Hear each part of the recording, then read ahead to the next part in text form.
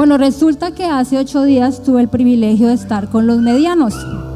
Entonces, para dar una introducción a la charla, a la enseñanza, les pregunté que si les gustaba la Navidad. ¿Les gusta la Navidad, niños? Sí, esa fue la respuesta. Aquí está la gran mayoría y yo sé que ellos se van a acordar de lo que pasó aquel día.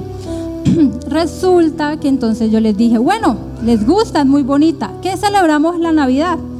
Todos alzaron la mano. Empecé a preguntar a uno por uno y unos me decían, el arbolito. Y yo, no, el arbolito no. Otros decían, celebramos los regalos. Y yo, no, tampoco. Otros decían, pues celebramos a Papá Noel. El caso es que así, y ninguno dijo la verdadera esencia de la Navidad. Entonces uno queda como triste, uno dice, ay Dios mío, pero esos niños no tienen como esa semilla tan marcada en el corazón y hoy se les va a quedar y no se les va a olvidar, ¿cierto? ¿Sí? Entonces resulta que nosotros a veces creemos que ellos ya lo tienen claro, pero resulta que no.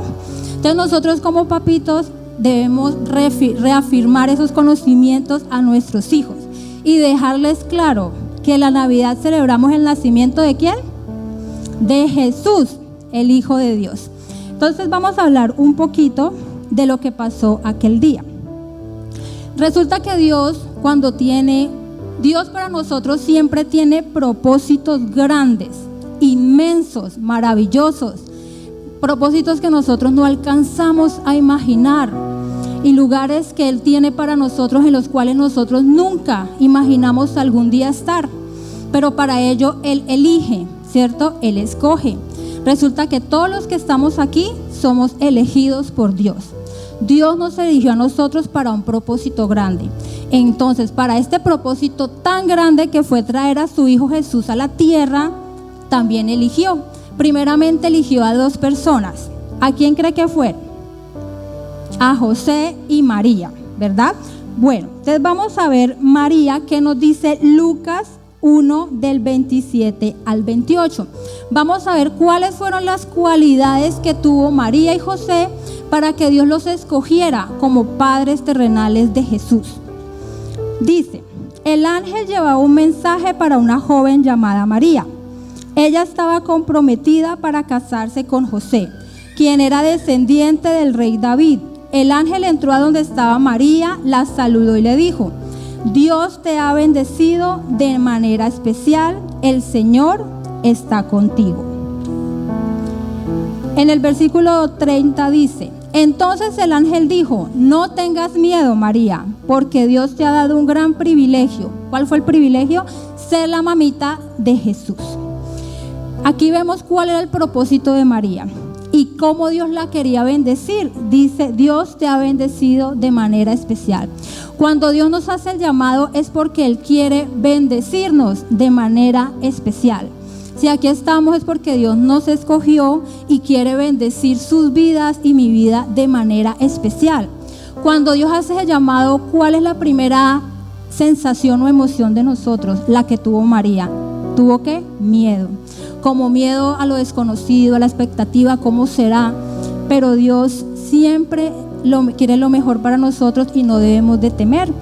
¿Cuál cree que fue la respuesta de María? ¿Será que María dijo, no, yo tener un hijo sin haber tenido un hombre, qué van a pensar? Ya estaba comprometida. O sea, muchos obstáculos y muchos injustificables hubiera podido tener María para decir no. Sin embargo, ¿cuál fue la respuesta de María? La vemos en Lucas 1:38. María respondió, yo soy la esclava del Señor, que suceda tal como lo ha dicho el ángel, y se fue. Veamos aquí cómo respondió María a ese llamado. ¿Será que nosotros respondemos de la misma forma al llamado que Dios nos ha hecho? Nosotros somos así, le decimos, Señor, aquí estamos tus siervos, haz todo que suceda como tú lo has dicho. Ese es el corazón dispuesto que quiere Dios de nosotros, sus escogidos. María lo hizo así. Vemos cualidades de María como cuáles: la obediencia, la dependencia de Dios, la valentía, la fuerza. Vemos también que era sencilla, había mucha mansedumbre en ella y estaba definitivamente embestida de la gracia de Dios. También vemos por otro lado a José. En Mateo 1, 19, 22 dice: José era un hombre bueno y obediente a la ley de Dios. Como no quería acusar a María delante de todo el pueblo, decidió romper en secreto el compromiso. Mientras pensaba en todo esto, un ángel de Dios se le apareció en un sueño y le dijo: José, no tengas miedo, nuevamente el miedo presente, de casarte con ella. El Espíritu Santo fue el que hizo que quedara embarazada. Cuando nazca el niño, lo llamarás Jesús. Él va a salvar a tu pueblo del castigo que merece por sus pecados. Cuando José despertó, obedeció al ángel de Dios y se casó con María. ¿Qué cualidades vemos en José como en María? La obediencia, la disposición. Vemos un hombre que amaba a María, ¿cierto? Le tenía mucho cariño. Vemos eso que se llama empatía. Se puso en el lugar de ella y dijo: no, si yo la dejo sola y la acuso, la pueden matar porque estaba teniendo un hijo fuera del matrimonio. Sin embargo, él lo hizo en secreto y el ángel le dijo: no, sigue con ella. Entonces vemos que son cualidades muy, muy hermosas que Dios mira y busca. Muchas veces nosotros creemos que aquí estamos, pero ni sabemos por qué. Si Dios lo tiene aquí, es porque vio cosas muy hermosas en cada uno de ustedes. Cualidades que tal vez desconocen, pero Dios nos los va mostrando al pasar los días. Vamos a ver quiénes creyeron en este evento tan hermoso. Los primeros que creyeron fueron los sabios del Oriente, más conocidos como los Reyes Magos. Vamos a ver qué dice Mateo 1:2 de ellos. Jesús nació en Belén de Judea cuando Herodes el Grande era rey del país. En una época, unos sabios de un país del Oriente llegaron a Jerusalén y preguntaron: ¿dónde está el niño que nació para ser el rey de los judíos? Vimos su estrella en el Oriente y hemos venido a adorarlo. Pongamos en ese contexto o en ese lugar de los sabios del Oriente. Eran hombres, bueno, yo investigaba y unos decían que todos eran de Persia, otros decían que uno era de Asia, de Europa, del África. El caso es que la Biblia no dice cuántos eran, ¿cierto? Eso es más que todo una tradición. El caso es que eran hombres sabios, hombres pudientes, bien acomodados, vivían una vida muy, muy bien, vivían muy lejos. De repente ellos estudiaban las estrellas. Y una estrella en medio de tantas les llamó la atención y sintieron que era el llamado ir a ver que el Hijo de Dios iba a nacer. Atrás dejaron todo por ir tras esa estrella.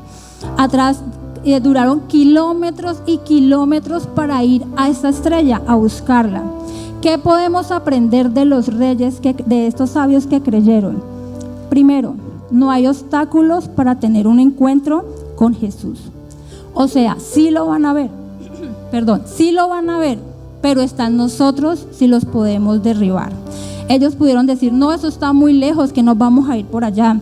O no, ya estamos viejos, porque hay uno que ya estaba viejito. No, yo muy viejito, no, que me voy a poner por allá. La distancia, la edad, el clima, tantas cosas, pero ellos, la brújula que los llevaba a aquella estrella, no era en sí la estrella, sino esa llama encendida en su corazón llamado fe. Ellos tenían fe de que yendo tras de esa estrella iban a ver a Dios en forma de niño y llorando. Y ese amor y esa disposición fue la que hicieron que ellos fueran. Y así es el llamado que Dios nos hace. Cuando Jesús nos llama, hay que dejar algo allá. Hay un punto de partida y una expectativa a la hora de llegar. Y eso es la aventura que cada uno de nosotros tenemos. ¿Quiénes más creyeron? Los apóstoles. Lucas 2, del 8 al 11. Esa misma noche unos pastores estaban cuidando las ovejas cerca de Belén. De pronto un ángel de Dios se les apareció y la gloria de Dios brilló alrededor de ellos. Los pastores se asustaron mucho, nuevamente el miedo en ellos. Pero el ángel les dijo: no tengan miedo. Les traigo una buena noticia que los dejará muy contentos. Su Salvador acaba de nacer en Belén. Él es el Mesías, el Señor. Después de que los ángeles volvieron al cielo, los pastores se dijeron unos a otros: vayamos corriendo a Belén para ver esto que Dios nos ha anunciado. Y más adelante dice que ellos corrieron y le contaron a todo mundo lo que acababa de pasar. Esta actitud de estos pastores es la que debemos de tener nosotros. Cuando Dios nos habla, a ellos les habló a través de un ángel, debemos creer. Un ángel les habló y ellos creyeron. Ellos no razonaron, sino que simplemente se dispusieron y creyeron. Nosotros para las cosas de Dios, lamentablemente a veces razonamos mucho, pensamos mucho, pero Dios no es un Dios con una mente humana cuadrada como la de nosotros. Es un Dios que realmente sorprende y es un Dios fuera de todo alcance o concepto humano que lo podamos tener. Entonces, ¿qué hicieron estos ángeles? Salieron corriendo a contarle a todo el mundo: hemos visto nacer el Hijo de Dios. ¿Qué nos enseña estos pastores? ¿Qué nos enseña? Cuando nosotros tenemos un encuentro con Jesús, como lo tuvieron ellos, ¿qué debemos hacer? Contarlo a las personas, lo que nos ha pasado, lo que nos ha cambiado la vida, la forma de verla ahora, cómo Dios nos bendice, cómo trabaja con nosotros y nuestra familia cada día. Porque es que cuando Dios bendice, esa bendición no nos la podemos quedar nosotros. ¿Qué tal los ángeles haber visto al Rey, el Hijo de Dios, y quedárselo entre ellos? No le contemos a nadie, esto es un secreto. No, ellos fueron y contaron a todo el mundo con alegría. Y esa es la actitud o la posición que nosotros, los hijos de Dios, debemos de tener. Ahora vamos a ver sobre el lugar elegido. ¿Cuál fue el lugar donde nació Jesús? ¿Cuál fue, niños? ¿Cuál fue? Belén, ¿cierto? Belén. Belén significa casa de pan. Ese es el significado de Belén. La pregunta es: ¿por qué Belén, siendo un pueblo tan pequeñito, como tan olvidado, como tan poco agraciado, como tan nada interesante, como por allá? ¿Por qué Dios vio el favor, puso sus ojos en ese pueblo? Porque, primero que todo, porque lo quiso y ya. Dios es así. Dios cuando quiere algo lo elige y ya, sea bueno o malo para las personas. Muchas veces nosotros decimos: ¿por qué Dios me eligió a mí si hay alguien mejor que yo? Porque Dios lo quiso y ya.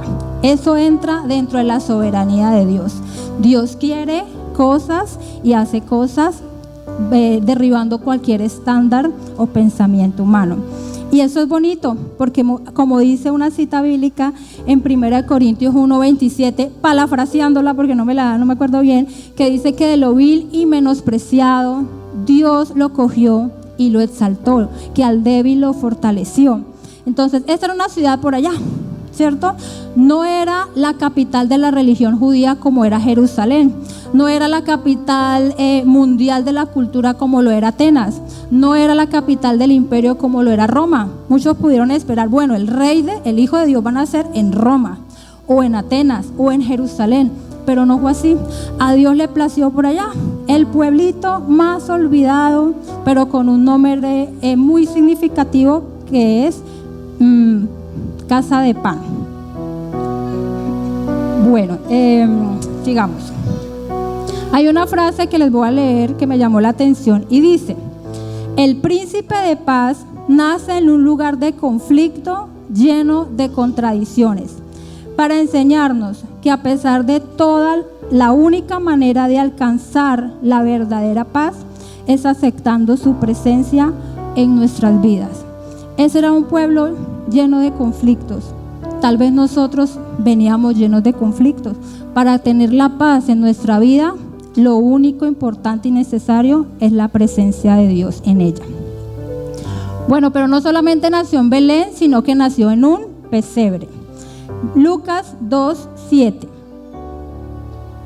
Como no encontraron ningún cuarto donde pasar la noche, los hospedaron en el lugar de la casa donde se cuidaban los animales. Cuando el niño nació, María lo envolvió en pañales y lo acostó en un pesebre. ¿Qué es un pesebre? Nosotros como concepto por tradición tenemos la idea de que pesebre es la casita, la imagen de la Virgen, de José, del niño y los animales. Eso para nosotros es un pesebre y así lo conocemos. Ese nacimiento como representación lo creemos como un pesebre. Pero si buscamos en el diccionario qué es pesebre, el primer concepto que nos arroja es el recipiente donde se le echa la comida a los animales. Entonces pesebre es eso así que usted va y le echan la lavaza, el heno, el pasto para que los animalitos coman. Entonces pongámonos a pensar, en ese momento había la comida de los animales dentro del pesebre, que es el recipiente para que ellos comieran. Y la Biblia dice que María puso el bebé ¿en dónde? En el pesebre, o sea, en el recipiente. ¿Qué creen que quiso darnos a entender Dios con esto? Que como el heno en el pesebre era el alimento para los animales, Jesús en el pesebre era el alimento para nosotros, ¿cierto? El alimento, el pan, el alimento para nuestras almas. Por eso Dios en muchas partes de la Biblia dice que Él es el pan de vida.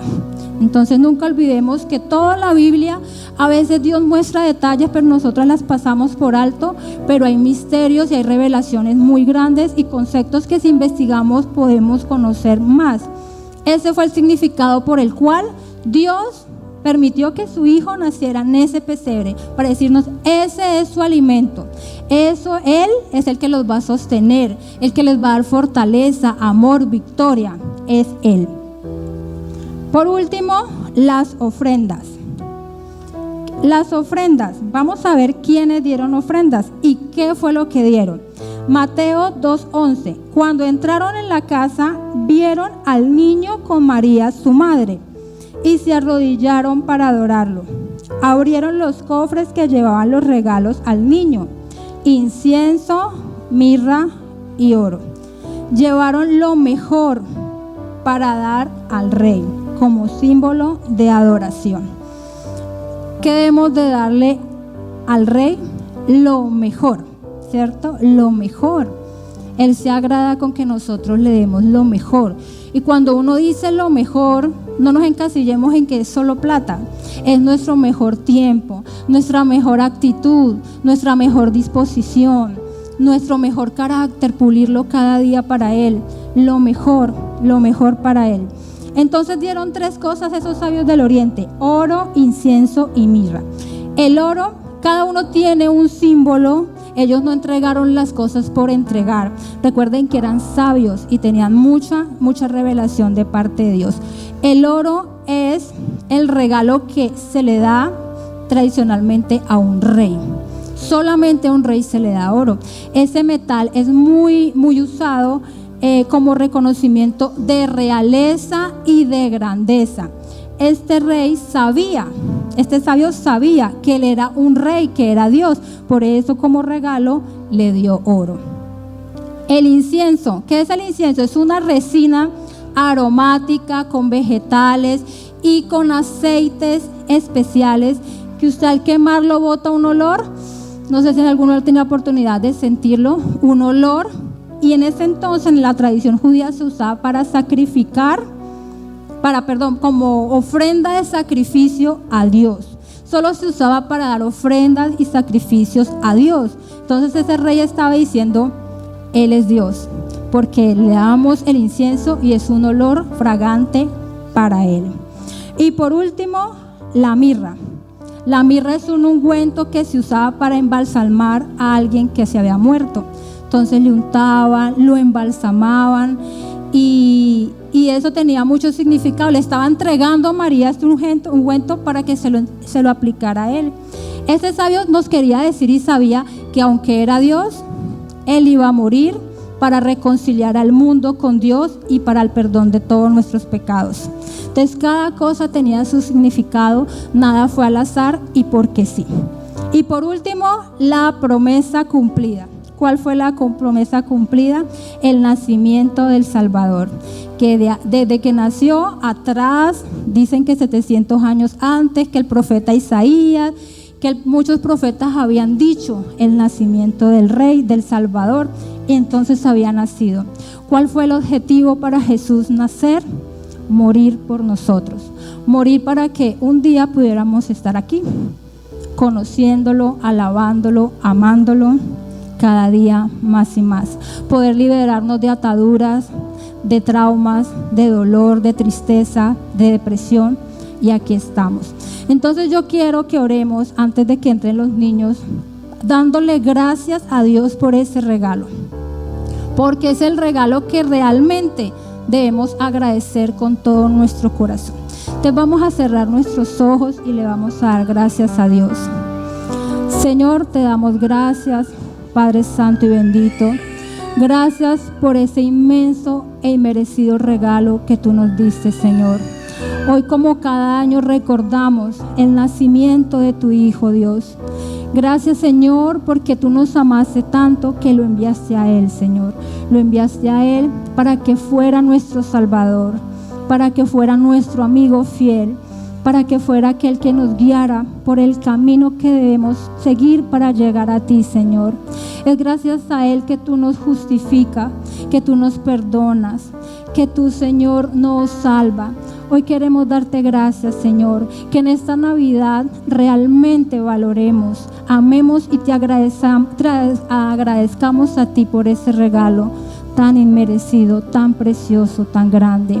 Permítenos, Señor, devolverte a ti nuestro compromiso de realmente amarte, nuestro compromiso de amar a tu Hijo, de adorarlo, de venerarlo, de respetarlo, Señor. Ayúdanos a poner en práctica sus palabras, porque no hay nada más que te agrada y te dé honra a ti, que aprendamos a hacer y a vivir aquello que tu Hijo vino aquí a enseñar, a mostrarnos, Señor. Hoy queremos darte gracias, Señor, porque sin Él no estaríamos aquí, y sin Él algún día no pudiéramos estar contigo ni mirarte cara a cara. Hoy te bendecimos, Padre, y te bendecimos grandemente por la obra maravillosa y por esa gran estrella, la verdadera estrella de nuestra Navidad. En el nombre de Jesús, amén. Sé luz, es lo que me pide Jesús, luz.